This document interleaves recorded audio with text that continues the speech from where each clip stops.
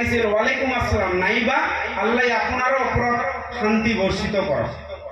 এই যিখিনি সমস্যা ছাৰে কৈছে এইমাত্ৰ গোটেইখিনি হৈছে আমি যিমানখিনি মুছলমান আছো বিশেষকৈ লোৱাৰ আছামত গোটেইখিনি মই ইনক্লুডিং মি অলছ অৰ্ধ শিক্ষিত, আধা জানো আধা নাজানো। এই গোটেইখিনি সমস্যাৰ কাৰণে এইবিলাক সমস্যা থিয় হৈছে। তো যি কি নহওক ইয়াতে আমাৰ কায়মমাটি স্কুলৰ সহশিক্ষক মহোদয় আহিছে। এখেতসকল ইছলামিক স্কলাৰ হয়। মোৰ তেনেকুৱা ইছলামিক জ্ঞানো নাই, তথাপিও হাছান হতে বা এই কমিটিৰ বিষয়ববীয়াসকলে মোক আমন্ত্ৰণ জনাইছে, মই আহিছোঁ। মই আপোনালোকক ইছলামৰ বেছিক কথাখিনি অলপ কম, সময় কম যিহেতু এখেতসকলে আপোনালোকক ভালকৈ বুজাই দিব। যেহেতু মই আগতে কৈছোঁ I am the big zero' of Islam.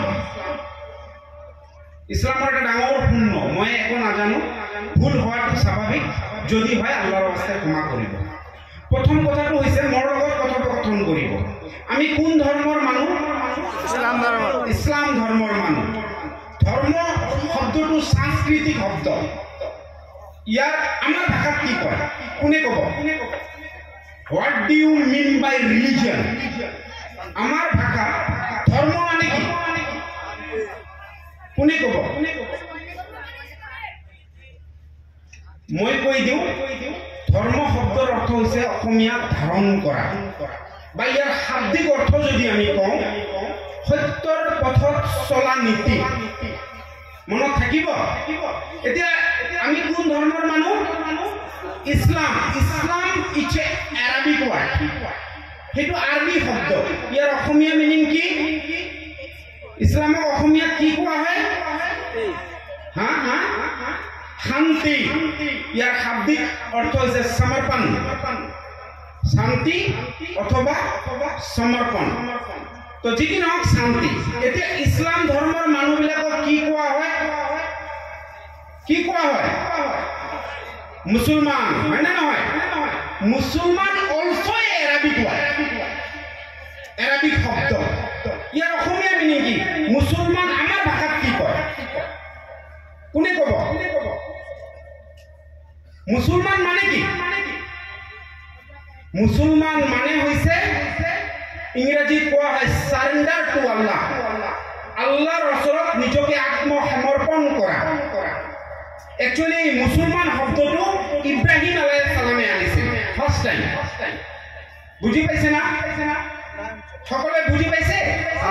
এতিয়া কথা হৈছে মুছলমান মানুহবিলাকে যিখন পুথি কিতাপ সকলোতকৈ বেছি মানে এই কিতাপখনক কি কোৱা হয়? কোৰাণ, হয়নে? কোৰাণ অলছ' এৰাবিক ৱাৰ্ড। কোৰাণ শব্দৰ অৰ্থ কি? আপোনালোকেতো দিনে ৰাতি কোৰাণ কোৰাণ কোৰাণ কৈ থাকে। কোৰাণ শব্দৰ অৰ্থ কি কোনে ক'ব? Please listen to me. কোনে ক'ব? আমি মুছলমান, হয়নে? কোৰাণ শব্দৰ অৰ্থ হৈছে অধ্যয়ন কৰা, পঢ়া, অধ্যয়ন কৰা। মনত থাকিব? থাকিবনে আপোনালোকৰ? থাকিব। কোৰাণ শব্দৰ অৰ্থ হৈছে পঢ়া। কোৰাণৰ পিছত আমি কোনবিলাক কিতাপ বেছি মানো? কি কিতাপ বেছি মানো কোনে ক'ব? হাদিছ, হয়নে নহয়? হাদিছৰ এৰাবিক শব্দ। ইয়াৰ অসমীয়া মিনিং কি? আমাৰ ভাষাত হাদিছক কি কোৱা হয়? কি কোৱা হয়? কি কোৱা হয়? মুছলমান আমি, হয়নে? মুছলমান নেকি? মোহাম্মদ ৰহিম আলী মুছলমান, মুকাম্মল ইমান মুছলমান। But we don't know what is Islam, what is the main aims and objectives of Islam. তেনেহ'লে আমি কেনেকৈ মুছলমান? হাদিছ শব্দৰ অৰ্থ হৈছে কথা বাৰ্তা। একচুৱেলি হুজুৰ পাক সাল্লাল্লাহু আলাইহি ওয়াসাল্লাম ইন্তেকালৰ 50 পৰা 90 বছৰ পিছতে হুজুৰ পাক সাল্লাল্লাহু আলাইহি ওয়াসাল্লামৰ কিছুমান সাহাবীৰ কথা বাৰ্তা সন্নিবিষ্ট কৰা হয়। সেই কথা বাৰ্তাবিলাকক একেলগে সন্নিবিষ্ট কৰি সেইটোৱে হাদিছ। হাদিছ মানে কথা বাৰ্তা। মনত থাকিব?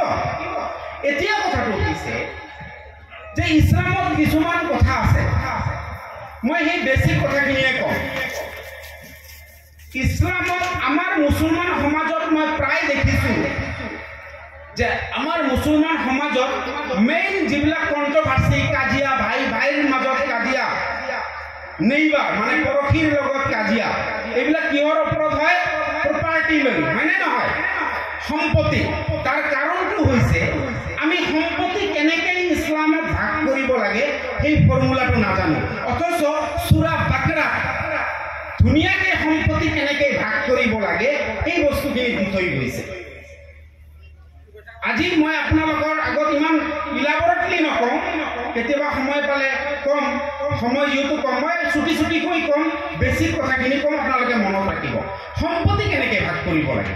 প্ৰথম কথাটো হৈছে মোৰ আব্বা ইন্তিকাল কৰিলে, ধৰি লওক মোৰ আব্বা ঢুকালে, বুজি পায় না? অসমীয়াটো বুজি পায়? তো মোৰ আব্বা ইন্তিকাল কৰিলে, মোৰ মাও অলৰেডি ইন্তিকাল কৰিছে, মই আৰু মোৰ এজন ভণ্টি, তেনেহ'লে এই প্ৰপাৰ্টিটো কেনেকৈ ভাগ কৰিব? কোৰাণৰ সূৰা বাকৰাত কৈ দিয়া হৈছে এই প্ৰপাৰ্টিটো টোটেল 3টা ভাগত বিভক্ত হ'ব। 33 and something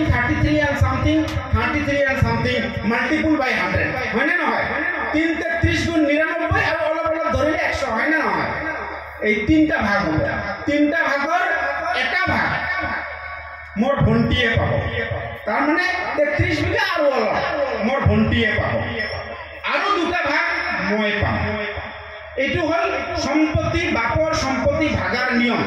আকৌ যদি মোৰ মা জীয়াই থাকে, আব্বা ইন্তেকাল হৈছে কিন্তু মোৰ মা জীয়াই আছে, তেনেহ'লে সম্পত্তিটো কেনেকৈ ভাগ হ'ব? তেনেহ'লে মনত ৰাখিব, ছাপোজ ধৰি লওক মোৰ আব্বাই 100 বিঘা সম্পত্তি থৈ ইন্তেকাল কৰিলে,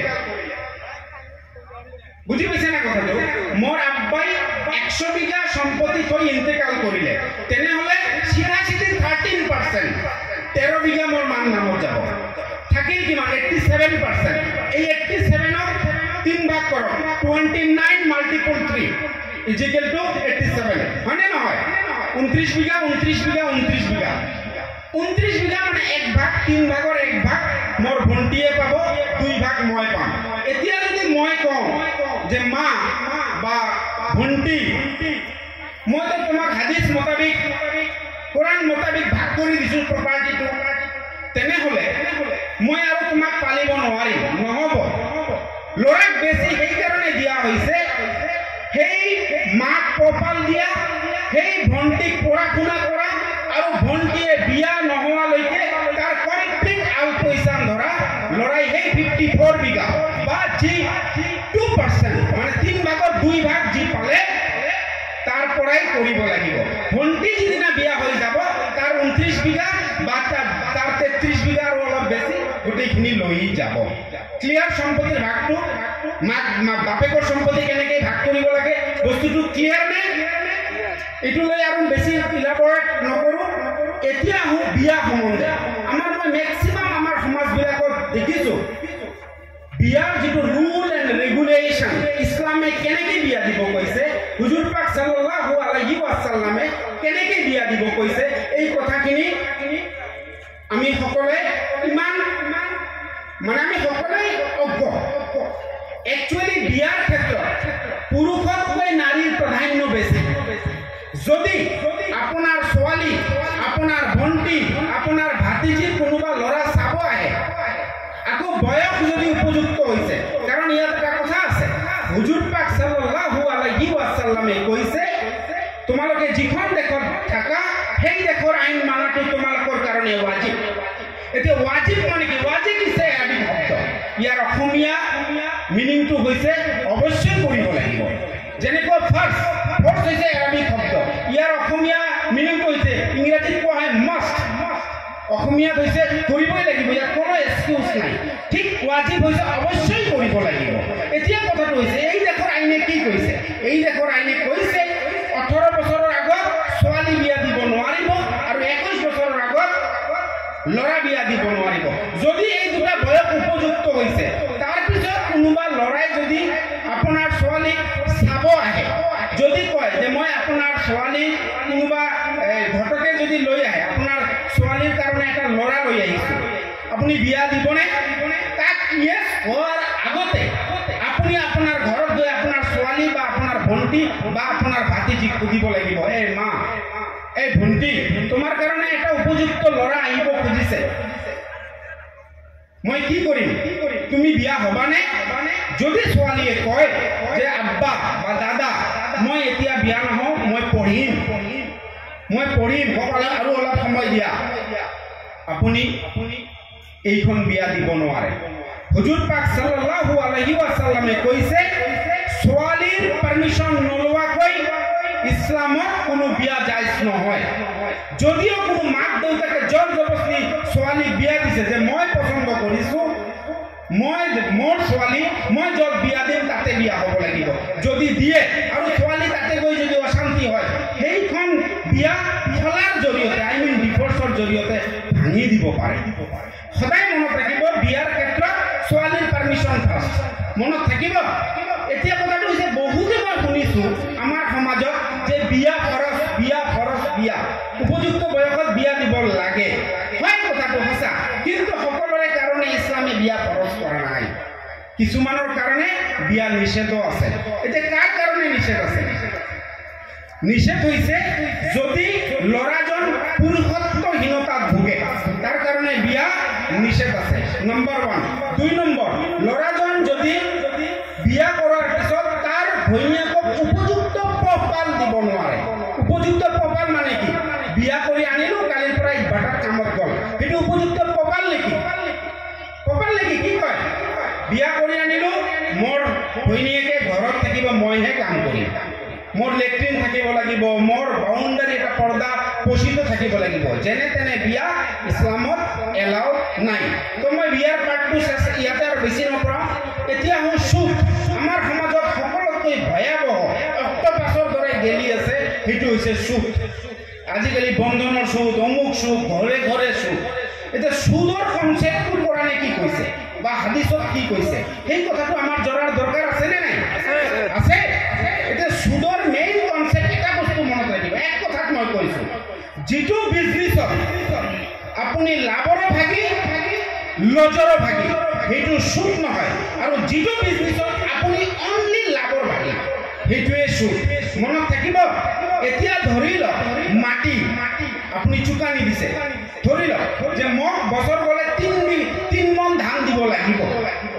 এতিয়া যদি তাৰ মাটিত 3 মন ধান নহয় কিবা কাৰণত, তেনেহ'লে সিটো বেচাৰা লছ খালে নে নাই? কিন্তু আপোনাকতো 3 মন দিব লাগিব, সি বেলেগৰ পৰা কিনি আনি দিব, তাৰমানে সি লছ হৈছে, কিন্তু আপুনি অনলি লাভৰ ভাগি, সেইটো সুদত আহিব। আকৌ আদি দিছে, তাত আপুনি সমান ভাগ কৰিছে, যদি আদি ধান কম হয় আপুনিও কম পাব, যদি ধান বেছি হয় আপুনিও বেছি পাব, হয়নে নহয়?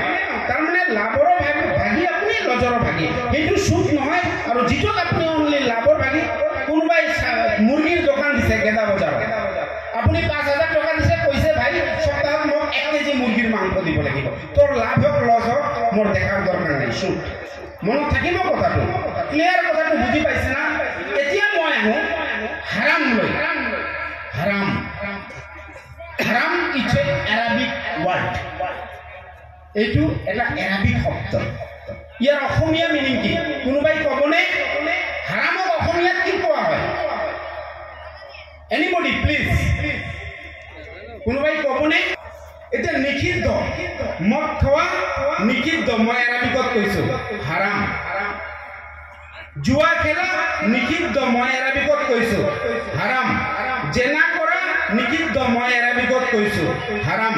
এতিয়া চৰকাৰে কৈছে যিবিলাক ল'ৰা ছোৱালীয়ে বেছি ফ্ৰী ফায়াৰ আৰু পাবজি খেলি থাকে, ইহঁতৰ চকু সোনকালে নষ্ট হ'ব, ইহঁতৰ ব্ৰেইন টিউমাৰ হ'ব, নাইবা ব্ৰেইন কেঞ্চাৰ হ'ব, ইহঁতৰ বডিৰ যিটো নাৰ্ভিং চিষ্টেম এইটো উইক হৈ যাব, ই সোনকালে মৰিব। সেইকাৰণে চৰকাৰে কৈছে ফ্ৰী ফায়াৰ এণ্ড পাবজি খেলা নিষিদ্ধ, এইটো মই এৰাবিকত কৈছো হাৰাম। এতিয়া চৰকাৰে কৈছে যে বিশ্বৰ সকলোতকৈ বেছি মুখৰ কেঞ্চাৰ এইটো নৰ্থ ইষ্টত হয়, ইণ্ডিয়াৰ নৰ্থ ইষ্টত। তাৰ কাৰণটো হৈছে নৰ্থ ইষ্টৰ মানুহ পৰিবাৰ, গুটকা, শিখৰ, টাবাকো, বেছি সেৱন কৰে। তাৰ কাৰণে চৰকাৰে কৈছে সেইটো নিষিদ্ধ। মই এৰাবিকত কৈছো, এৰাবিকত কৈছো হাৰাম। ক্লিয়াৰ বস্তুটো? আজিৰ পৰা খাব নেকি আপোনালোকে? এইবিলাক এভইড কৰক। এতিয়া এই ড্ৰাগছ টোটেলি অল ওভাৰ ৱৰ্ল্ডত নিষিদ্ধ। এইটো মই এৰাবিকত কৈছো হাৰাম। বুজি পাইছে না? হাৰাম বুজি পাইছে? তাৰ মানে প্ৰব্লেমটো ক'ত হৈছে, আমি প্ৰত্যেকটো বস্তু কওঁ ঠিকে, ইয়াৰ অৰ্থ বুজি নাপাওঁ, আৰু অৰ্থ বুজি নাপালে আমি কোনো বস্তু ক্লিয়াৰ নাপাওঁ। সেইকাৰণে কোৰাণৰ এটা আয়াতৰ অৰ্থটো হৈছে, আল্লাই কৈছে মই পুৰা বিশ্ব ব্ৰহ্মাণ্ড বনাইছো, মই পুৰা কায়নাত বনাইছো, মই বিশ্বত বিভিন্ন প্ৰাণী বনাইছো, তাৰে মই মানুহ বনাইছো, মানুহৰ মই বিবেক দিছো, আৰু মানুহ কেনেকৈ চলিব লাগে তাৰ কাৰণে মই সময়ে সময়ে কিতাপ পঠাইছো, আৰু এই কিতাপত কি লিখা আছে তাৰ কাৰণে মই সময়ে সময়ে শিক্ষক পঠাইছো। শিক্ষক মানে এই নবীসকলৰ কথা কৈছে, শিক্ষক পঠাইছে। হে মানৱ জাতি, তোমালোকে পঢ়া, বুজা আৰু সেইমতে চলা। এটা কথা মনত ৰাখিব, কোৰাণ মাত্ৰ মুছলমানৰ কিতাপ নহয়। কোৰাণখন হৈছে অল ৰিলিজন, মানৱ জাতিৰ কিতাপ। সকলোৱে পঢ়িব পাৰে, ইয়াত কোনো বাধা নাই। আজিৰ তাৰিখত বিশ্বত প্ৰায় 100তকৈ বেছি ভাষাত কোৰাণ ট্ৰান্সলেট হৈছে। আপোনালোকে আনক পঢ়ক আৰু সেইমতে চলক, তেতিয়াই কোৰাণৰ ভেলু আছে। কিন্তু কোৰাণ পঢ়িছে আপুনি বুজি নাপায়। Quran is the constitution of the people. কথাটো মনত ৰাখিব, কোৰাণখন হৈছে মানৱ জাতিৰ সংবিধান। যেনেকুৱা ভাৰতৰ সংবিধান আছেনে নাই? সেই সংবিধান মতে আমি চলিব লাগেনে নাই? ঠিক কোৰাণখনো হৈছে মানৱ জাতিৰ সংবিধান, আৰু মানৱ জাতিৰ সংবিধান যদি বুজিয়ে নাপাওঁ আমি চলিম কেনেকৈ? এতিয়া মই হাদিছত এডুকেশ্যন, শিক্ষা সম্পৰ্কে কি কৈছে, হুজুৰ পাক সাল্লাল্লাহু আলাইহি ওয়াসাল্লামে শিক্ষা সম্পৰ্কে কি কৈছে, কোৰাণত শিক্ষা সম্পৰ্কে কি কৈছে। মই প্ৰথম এটা পইণ্টত যাওঁ। যেতিয়া হুজুৰ পাক সাল্লাল্লাহু আলাইহি ওয়াসাল্লাম 40 বছৰ বয়সত হেৰা পৰ্বতৰ গুহাত প্ৰথম যিদিনা জিব্ৰাইল আলাইহিস সালামে হুজুৰ পাক সাল্লাল্লাহু আলাইহি ওয়াসাল্লামক সাক্ষাৎ কৰে, তাৰ প্ৰথম কথাটো কি আছিল জানেনে? কি কৈছিল? হুজুৰ পাক সাল্লাল্লাহু আলাইহি ওয়াসাল্লামক ফাৰ্ষ্ট কথাটো কি কৈছিল? ইকৰাৰ অসমীয়া মিনিংটো হৈছে পঢ়া। তেতিয়া হুজুৰ পাক সাল্লাল্লাহু আলাইহি ওয়াসাল্লাম কৈছে মইতো পঢ়িব নাজানো। হুজুৰ পাক সাল্লাল্লাহু আলাইহি ওয়াসাল্লাম ইলিটাৰেট আছিল, হয়নে নহয়? লেখা পঢ়া নাজানিছিল, কিন্তু কৈছিল মইতো পঢ়িব নাজানো। তেতিয়া জিব্ৰাইল আলাইহিস সালামে কৈছিল পঢ়া, হাতখন ধৰি কৈছিল পঢ়া। তাৰমানে আমি আছো, আল্লাহ আছে তোমাৰ লগত, আমি আছো, তুমি পঢ়া।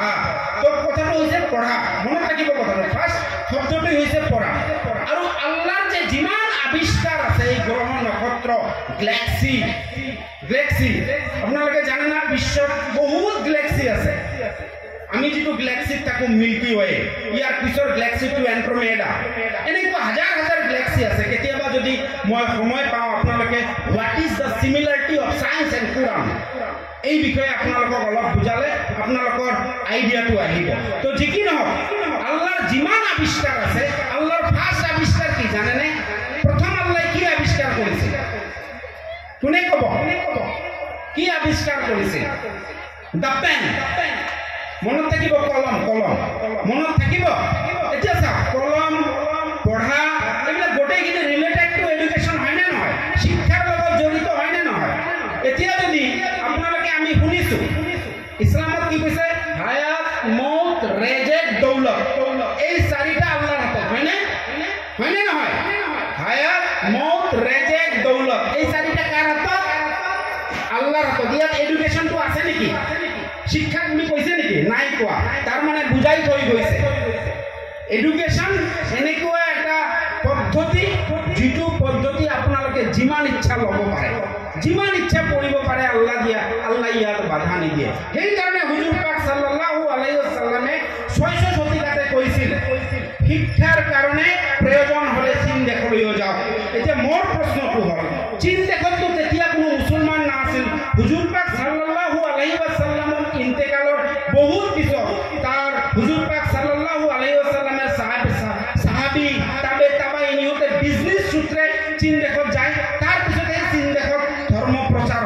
ইন্ডিয়াত কিন্তু হুজুর পাক সাল্লাল্লাহু আলাইহি ওয়াসাল্লাম বাঁচি থাকোতেই ইন্ডিয়াত মালিক বিন দিনার এজন সাহাবী আহিছিল আৰু ইন্ডিয়াৰ প্ৰথম মুছলমান কোন জানে ৰাজা সিৰমন এতিয়াও কেৰালাত তাৰ নামত মছজিদ আছে হি ৰজা আছিল হিয়ে ইছলাম ধৰ্ম গ্ৰহণ কৰিছিল ৰাজা সিৰমন 629 তো যিকি নাম এইবিলাক কথাত মই নাযাওঁ এতিয়া কথাটো হৈছে হুজুৰ পাক সাল্লাল্লাহু আলাইহি সাল্লামে ইচ্ছা কৰিলে ইয়েমেন ওমান জৰ্ডান সিৰিয়া লিবিয়া পলেষ্টাইন তুৰ্কী এইবিলাকৰ নাম ক'ব পাৰিলে হয়নে নহয় কাৰণ ইয়াতো অলপ চলপ হ'লেও মুছলমান আছিল কাৰণ হুজুৰ পাক সাল্লাল্লাহু আলাইহি ওয়াসাল্লাম ওয়াজ দা লাষ্ট মেসেঞ্জাৰ ইন ইসলাম হয়নে নহয় লাষ্ট মেসেঞ্জাৰ শেষ নবী হয়নে নহয় হয় তাৰ মানে কি ইয়াৰ আগতে আৰু 1,24,000 বা তাতকৈ বেছি নবী আহিছে এইবিলাক দেশৰ নাম নকৈ চীনৰ কথাটো কিয় ক'লে হুজুৰ পাক সাল্লাল্লাহু আলাইহি ওয়াসাল্লামৰ সময়ত বিশ্বত যিমান টেকনিক্যালি এডুকেশনালি ভকেশনালি ডেভেলপ কান্ট্ৰি আছে যিমান এডুকেশনালি ভকেশনালি ডেভেলপ কান্ট্ৰি আছে তাৰ ভিতৰত চীন দেশ এখন আছে সেই কাৰণে হুজুৰ পাক সাল্লাল্লাহু আলাইহি ওয়াসাল্লামে বুজাই থৈ গৈছে যে শিক্ষাৰ কাৰণে জ্ঞানী মানুহৰ ওচৰত যাওক য'ত জ্ঞানী মানুহ আছে তাতে যাওক আমাৰ বহুতে কয় এলেমনিটাৰ যিটোৰ ওপৰত আদম আলাইহিস সালামে হাত ৰাখিব সেইটো আদম আলাইহিস সালামৰ হ'ব আৰু বাকি দুটা ঘূৰাই লৈ আহিবা জিব্ৰাইল আলাইহিস সালামে এই তিনিটা উপহাৰ হাতত লৈ আদম আলাইহিস সালামৰ তাতে আহি আদম আলাইহিস সালামক ক'লে ইয়া নবী আপোনাৰ কাৰণে তিনিটা আল্লাহ উপহাৰ পঠাইছে এই তিনিটাৰ যোনটো আপুনি হাত দিব সেইটো আপোনাৰ আৰু বাকি দুটা ঘূৰি আকৌ আল্লাহৰ ওচৰত যাব তেতিয়া আদম আলাইহিস সালামে জিব্ৰাইল আলাইহিস সালামক সুধিলে কি তেতিয়া কৈছিল 1 নম্বৰ ধৰ্ম 2 নম্বৰ শৰ্ম লজ্জা 3 নম্বৰ জ্ঞান বিবেক কোনটো আপোনাক লাগে তেতিয়া আদম আলাইহিস সালামে কৈছিল মোক লাগে বিবেক জ্ঞান তেতিয়া जिब्राइल अलैहि सलाम ने धर्म और शर्मक কৈছিল आप लोग लौट जाओ क्योंकि अल्लाह ने मुझे बोला है कि जो आदम अलैहि सलाम ने चूज करेगा वो उधर रहेगा और बाकी दोनों को मेरे पास भेज देना তেতিয়া अल्लाह को धर्म और शर्मर जुबान खुली दिले তেতিয়া धर्म और शर्मे কৈছিল ये बात सही है लेकिन अल्लाह ने जब हम लोग को बनाया तो बोला था जिसके साथ ज्ञान रहेगा ऐ धर्म ऐ शर्म तो उसी का साथ रहना किमान इंटरेस्टिंग কথা চাইছে না ঠিক একেটা ঘটনা আৰু এবাৰ ঘটিছিল সুলেমান আলাইহিস সালামৰ নাম শুনিছে আপোনালোকে সুলেমান আলাইহিস সালামৰ নাম শুনিছে সুলেমান আলাইহিস সালামৰ সময়ত আকৌ এবাৰ জিব্ৰাইল আলাইহিস সালামে আল্লাহৰ পৰা তিনিটা উপহাৰ লৈ পৃথিৱীলৈ আহিল এইবাৰ আল্লাহ তিনিটা উপহাৰ পঠাই দিলে কি नंबर 1 दौलत धन संपत्ति नंबर 2 शहरत नाम सुनाम नंबर 3 शिक्षा एजुकेशन যেতিয়া পঠাই দিলে তেতিয়াও সুলেমান আলাইহিস সালামে কি কৰিলে मुझे दौलत नहीं चाहिए मुझे शहरत नाम नहीं चाहिए मुझे एजुकेशन चाहिए যেতিয়া এডুকেশনৰ ওপৰত হাত দিলে তেতিয়াও জিব্রাইল আলাইহিস সালামে কৈছিল ऐ दौलत ऐ शहरत अब अभी लौट के अल्लाह के पास चले जाओ তেতিয়া এই दौलत और शहरतर जुबान अल्लाह खुली दिছিল সেই একেটাই কথাই কৈছে या जिब्राइल अलैहि सलाम जो आपने बोला ये सही है लेकिन जब हम दोनों को बनाया तब अल्लाह ने बोला जिसके साथ क्वालिटी एजुकेशन रहेगा जो आदमी सुशिक्षित रहेगा उसके साथ ऐ दौलत ऐ शहरत तुम दोनों रहना কথাটো বুঝি পাইছে সেই কাৰণে হুজুৰ পাক সাল্লাল্লাহু আলাইহি ওয়াসাল্লামে কৈছে অশিক্ষিত মানুহ শুকান কাঠৰ দৰে হে ৰাইজ আপোনালোকে বেয়া নাপাব শিক্ষাৰ কাৰণে কোনো সময় নাথাকে শিক্ষাৰ কোনো সময় নাথাকে আপোনালোকে যিসকলে বৃদ্ধ বয়স যদি পাৰে এতিয়াও পঢ়ক হুজুর পাক সাল্লাল্লাহু আলাইহি ওয়াসাল্লাম তার সাহাবীয়ে বাত প্রশ্ন করেছেন ইয়া নবী পড়নে की उम्र क्या है পড়ার বয়স কোনটো তেতিয়া হুজুর পাক সাল্লাল্লাহু আলাইহি ওয়াসাল্লামে কইছেন মা কি কোখ से लेकर कब बरगाह तक मार गर्भर পৰা কবৰলৈকে পঢ়াৰ সময় পঢ়ক আমাৰ মানুহ পঢ়ে নে এই গেদা বাজাৰ এই বৃহত্তৰ ওদালগুৰিৰ মানুহ পঢ়ে নে নাই আমি নপঢ়ো আজিৰ যুগত আমি ফেসবুক হোৱাটছআপ কিনি সময় লছ কৰিছো আমি কিন্তু হুজুৰ পাক সাল্লাল্লাহু আলাইহি ওয়াসাল্লামে পঢ়িব কৈছে ইভেন হযৰত আলী ৰাদিয়াল্লাহু আনহু হযৰত আলী ৰাদিয়াল্লাহু আনহু আৰু এটা স্টেপ আগুৱাই গৈ কৈছে তোমালোকে মূৰ্খৰ লগত বন্ধু নকৰিবা নহলে সেই মূৰ্খ তোমাক মূৰ্খ বনাই দিব কিমান ডাঙৰ কথা কৈ গৈছে এনে কোৱা নাই এইবিলাক মহান মানুহ আছে হে ৰাইজ সময় এতিয়াও আছে নিজেও পঢ়ক ল'ৰা ছোৱালীকো পঢ়িবলৈ দিয়ক সেই কাৰণে হুজুৰ পাক সাল্লাল্লাহু আলাইহি ওয়াসাল্লামে কৈছিল যে আল্লাহ তিনিটা কৰ্মৰ বিনিময় মৃত্যুৰ পিছত বান্দাক দিয়ে কি কৈছিল আল্লাহ তিনিটা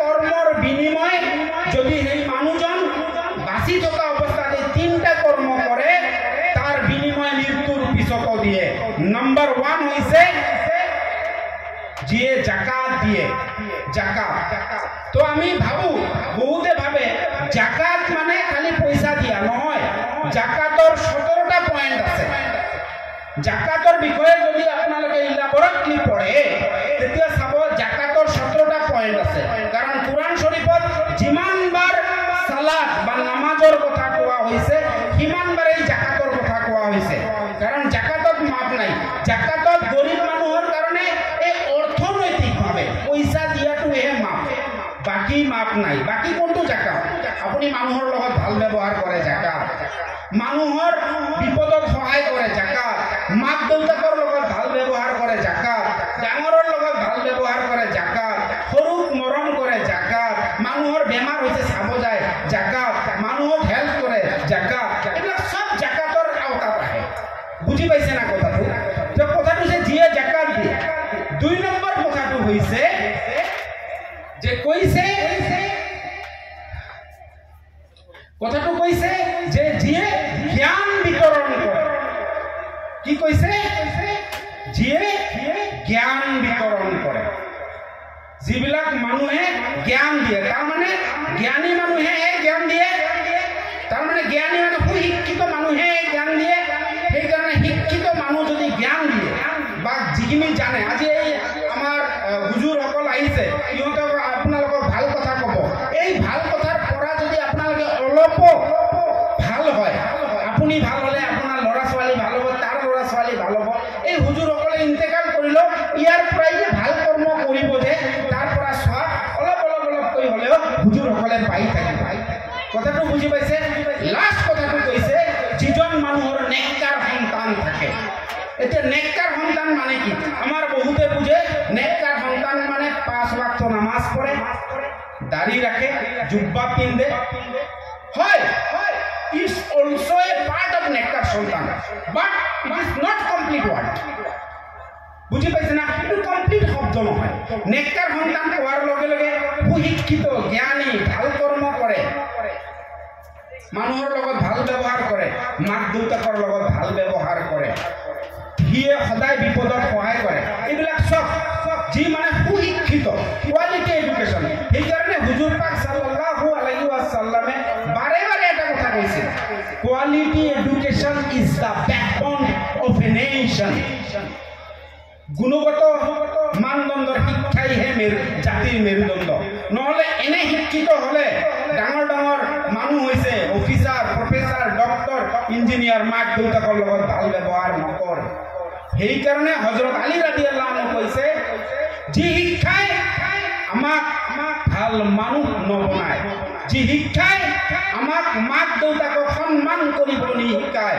যি শিক্ষাই অন্যায় বিৰুদ্ধে মাত মাতিবলৈ নিশিকায় যি শিক্ষাই আমি বেয়া কৰ্ম শিকায় যি শিক্ষাই নিজৰ নেইবাৰৰ খবৰ নলয় যি শিক্ষাই মানৱ জাতিৰ কাৰণে ভাল নকৰে এনেকুৱা শিক্ষিত মানুহৰ বা এনেকুৱা শিক্ষাৰ আমাৰ প্ৰয়োজন নাই আছে না নাই এনেকুৱা মানুহ মাষ্টৰ ডাঙৰ ডাঙৰ চাকৰি কৰে মাক দেউতাকৰ লগত ভাল ব্যৱহাৰ নাই অকলে বঙাইগাঁৱত ডাঙৰ বিল্ডিং বনাই এসি ৰুমত থাকে মাক দেউতাকৰ কাৰণে ৰুম নাই গেদা বাজাৰতে মাক দেউতাক পঢ়ি থাকে